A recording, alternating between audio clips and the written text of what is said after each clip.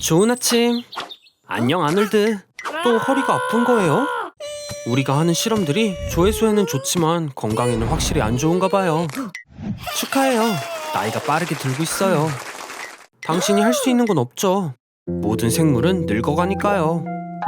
거의 다요.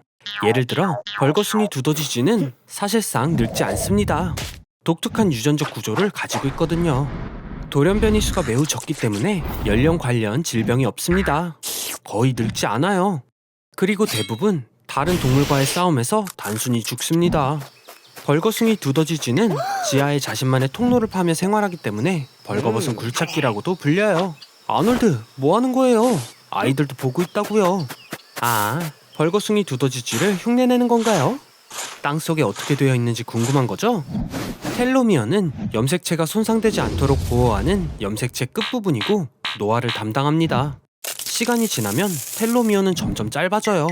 너무 짧아지면 세포 분열이 멈추고 죽게 되죠. 하지만 벌거숭이 두더지쥐의 경우에는 달라요. 조심하세요. 두더지쥐는 지하에 서식하며 일반적으로 매우 공격적이니까요. 질병으로 죽지 않기 때문에 두더지쥐의 수를 조절하는 유일한 방법은 싸움뿐이에요. 싸움이 없었다면 두더지쥐가 오래전에 지구를 점령했을 거예요. 늙지 않고 젊은 채로 죽는 동물은 또 존재해요. 불멸의 동물 중엔 거북이, 고래, 해파리, 물고기, 도롱뇽 등도 있습니다. 일반적으로 날거나 헤엄치거나 기어가는 종류예요. 걷는 게 해로운 걸까요?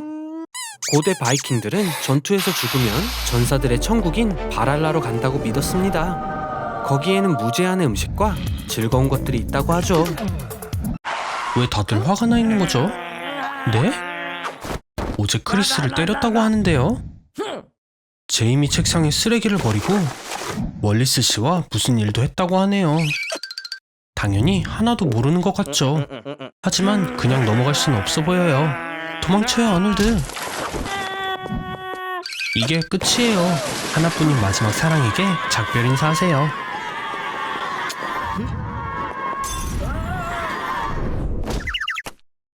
그리고 등장! 오늘의 주인공이에요. 머리를 강하게 맞아서 제이콥이 깨어났어요.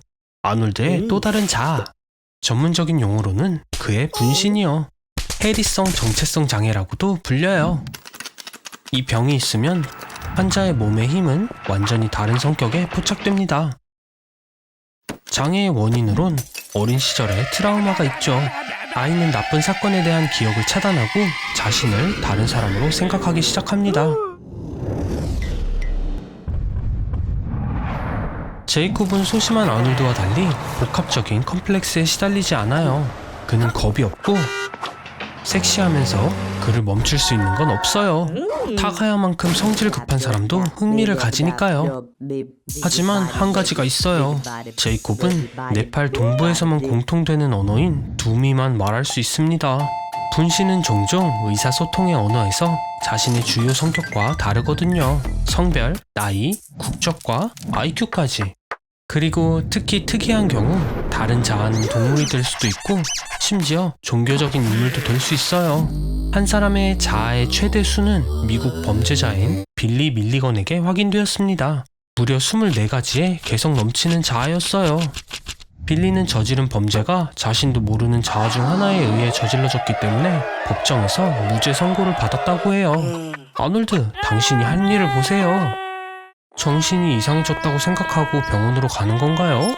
하지만 분리된 성격은 정신분열증이 아니에요. 단순하게 치료법이 없다고요.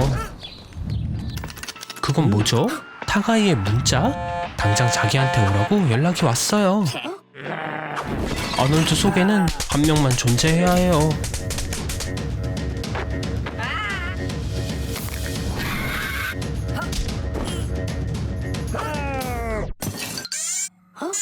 축하해요. 복제가 될 수 있는 기회가 첫 번째로 주어졌어요. 빨리 들어가요. 문제 생길 게 뭐가 있어요. 자, 이제 몇 가지 테스트를 해볼게요. 이게 뭐지? 예상한 대로 나온 것 같진 않은데요. 뇌가 반으로 갈라져서 한 명당 한쪽만 가지고 있어요.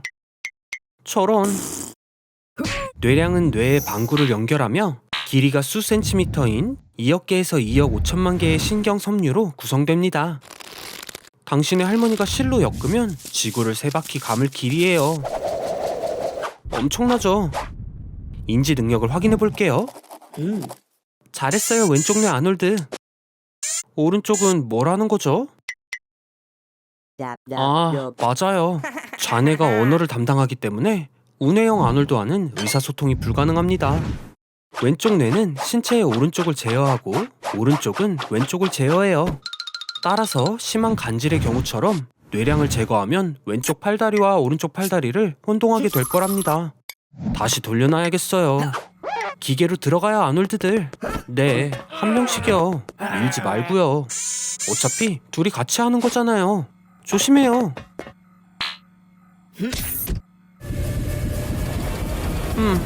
또 고장인가요? 잠시만 기다려보세요. 두 뇌에 있는 대부분의 영역은 복제되어 있습니다. 그래서 한쪽 방구가 제거되거나 한쪽 방구만 가지고 태어난 경우 다른 쪽 방구가 잃어버린 기능을 보충하여 완전히 정상적인 삶을 사는 게 가능해요.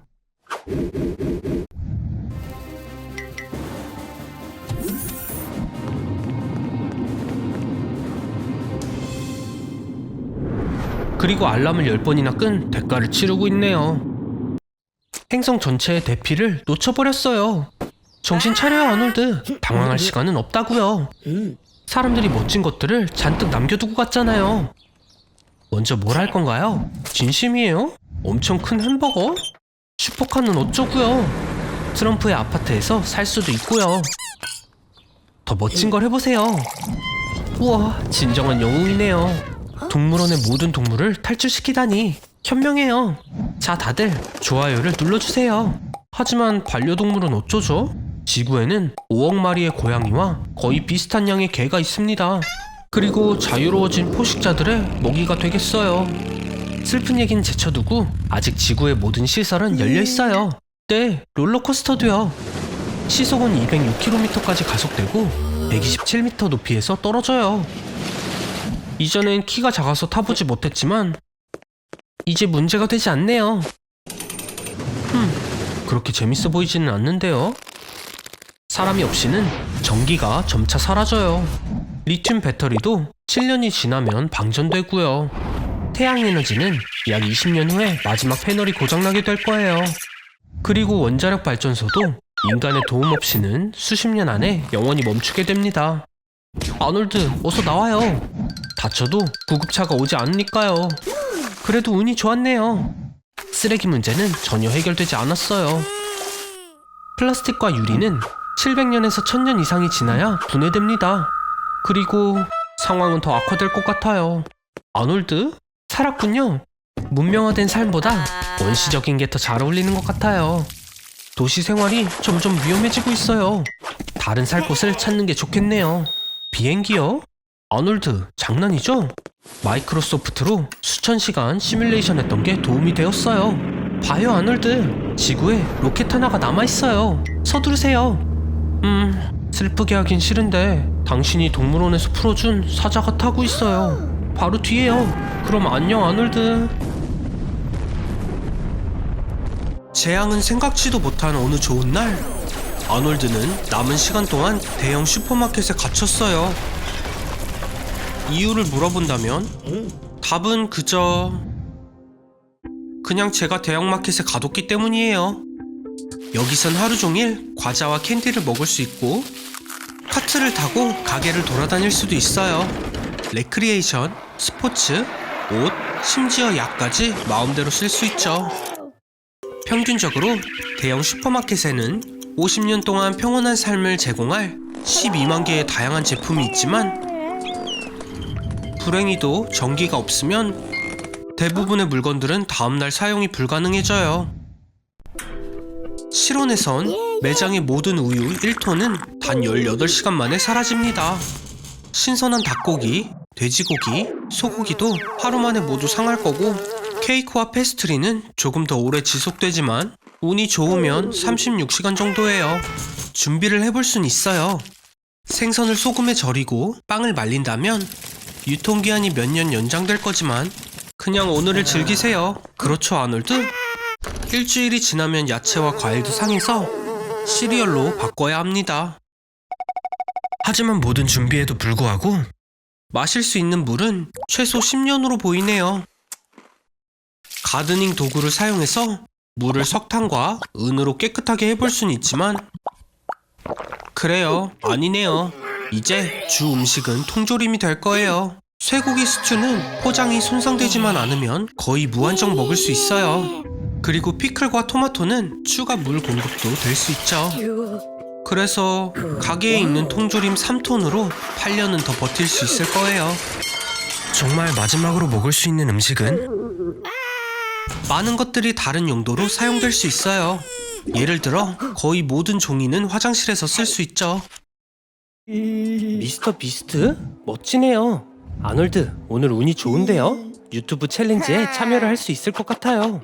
미스터 비스트는 9년 동안 타이틀을 유지했던 퓨디파이를 제치고 가장 많은 구독자를 보유한 블로거가 되었어요. 그리고 오늘 챌린지로 100만 달러를 건네네요. 이 슈퍼에서 전부 써야 한대요.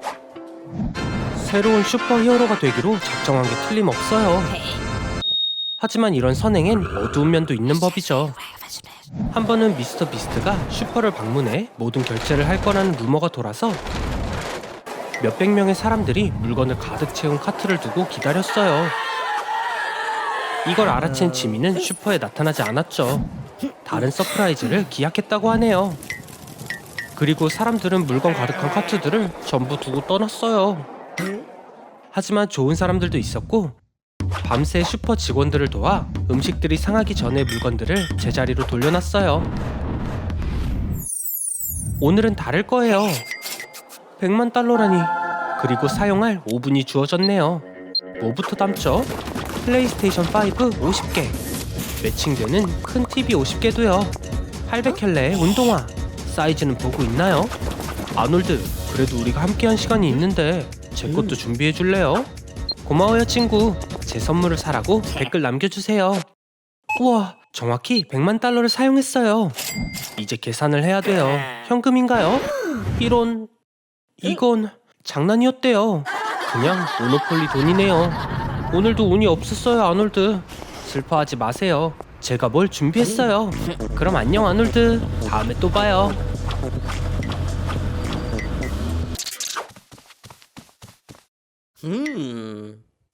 오, 데자뷰. 진정해요, 멍청이 아놀드. 길고양이가 음식을 찾으러 온 걸 수도 있잖아요. 아니면 정말 주위 모든 게 시뮬레이션일까요? 진정해요 아놀드.